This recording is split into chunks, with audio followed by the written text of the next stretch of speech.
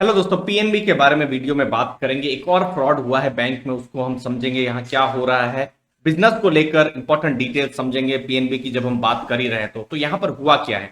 लगभग 2000 करोड़ से ऊपर का बोरोवल फ्रॉड हुआ है और इस बार फ्रॉड हुआ है आईएलएफएस तमिलनाडु पावर कॉरपोरेशन के द्वारा, और बैंक ने इस अकाउंट को फ्रॉड घोषित किया है।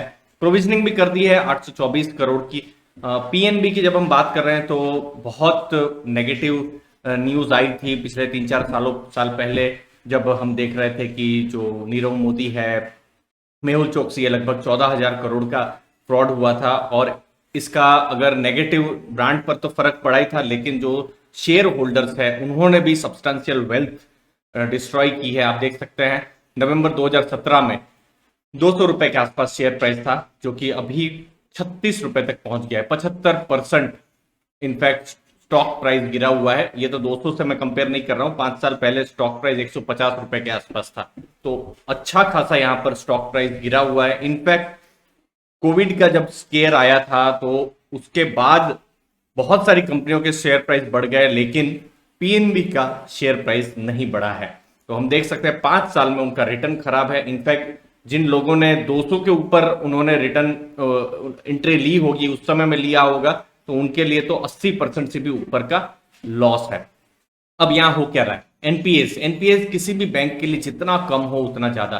तो ग्रॉस एनपीए है 12.88%, नेट एनपीए है 4.90%। तो ये बहुत ज्यादा है। अब ये बहुत ज्यादा है इसीलिए देखिए, जैसे एचडीएफसी बैंक के साथ मैं कंपेयर करूं तो उनका नेट एनपीए है 0.37%, जो कि बहुत कम है।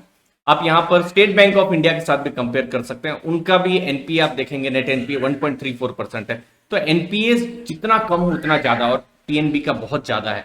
आप यहां पर देख सकते हैं अलग अलग इंडस्ट्रीज के बहुत ज्यादा एनपीए है। ये मार्च का डेटा है और ये दिसंबर का। फिर भी आप देखिए कम हो रहा है एनपीए, इसमें कोई दो राय नहीं है, लेकिन फिर भी कंफर्ट लेवल से बहुत ज्यादा है। आप देखिए इंफ्रास्ट्रक्चर है, एनर्जी, रोड्स, पोर्ट्स, यहाँ पर बहुत एनपीए। और इसलिए आप देखिए, आपने भी देखा होगा 2014, 15, 16, 17 उस समय में एसबीआई है या आईसीआईसीआई बैंक को भी कोई बहुत ज्यादा स्टॉक प्राइस उतने नहीं चल रहे थे, स्ट्रेस में थे, लेकिन उन्होंने टर्न अराउंड अपने आप को बाद में किया है। और आज आप देख पा रहे हैं एसबीआई या फिर जो आईसीआईसीआई बैंक ने अपने आप को एक अच्छा खासा रिटर्न पिछले 2 साल में अपने इन्वेस्टर्स को दिया हुआ है। लेकिन वो टर्न अराउंड यहाँ पर पीएनबी पर देखने को नहीं मिल रहा है। उन्होंने भी अपने हाथ जलाए हैं इंफ्रास्ट्रक्चर सेक्टर में। तो इसीलिए आज भी आप लोग भी बहुत सुन रहे होंगे कि बैंक्स का बहुत फोकस है रिटेल लोन। रिटेल लोन मतलब क्या, आपको हमको लोन देना, पर्सनल व्हीकल के लिए पर्सनल लोन देना, होम लोन देना, क्योंकि उनको लगता है कि यहाँ पर रिस्क थोड़ा कम है। बड़े इंफ्रास्ट्रक्चर प्रोजेक्ट में 100 करोड़ 200 करोड़ दे दिया, एनपीए हो गया, तो बड़ा पैसा उसमें लॉस हो जाएगा। तो ये एक रिस्क है। प्रॉफिट्स और उसके बारे में हम लोग यहाँ पर बात कर देते हैं। एनपीएस आप देखिए, यहाँ पर एनपीएस यहाँ पर उनके बढ़े हैं। नेट प्रॉफिट आप देखेंगे 1127 करोड़ का नेट प्रॉफिट है। 506 करोड़ का उनका प्रॉफिट था Q3 अक्टूबर से दिसंबर 2020 में, जो अभी बढ़ा है 1127 करोड़। लेकिन प्रॉफिट बढ़े हैं, लेकिन फिर भी कॉशन रहना ज्यादा जरूरी है यहां पर जब हम पीएनबी की बात करें, क्योंकि अभी भी बहुत सारे दूसरे भी बैंक्स हैं जो जिनके बैलेंस शीट इससे भी ज्यादा स्ट्रांग है।